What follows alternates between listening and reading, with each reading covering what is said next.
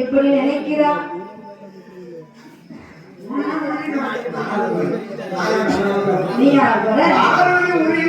ஆமா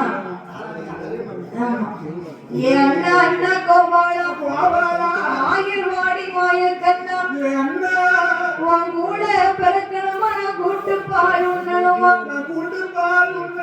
ஒன்னா பிறக்கணுமா ஒரு தாய்ப்பால் அருந்தணுமா பார்வதி அழைக்கும் சத்தம் பச்சை மானுக்கு கேட்கலையா? ஈஸ்வரி அழைக்கும் சத்தம் என் பெருமாள் உமக்கு கேட்கலையா என்று சொல்லி முத்து முத்தா கண்ணீர முகமெல்லாம் வடிக்கிறப்பா. ஆமா பெண்ணா பிறந்தவா அழுதுதான் சாதிக்கணும்.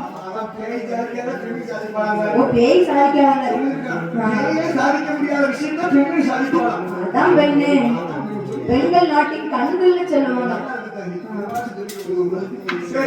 பார்வதியானவள் தன் நன்னனாகப்பட்ட கோபால கண்ணை நினைக்க பார்வதியோட கண்ணியானது திருப்பார் கடலதிலே போய்விட.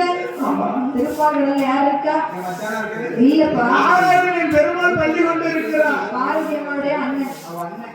தனது தங்கைக்கு ஏதோ ஆபத்து என்று சொல்லி என் பெருமாள் கோபால கண்ணன்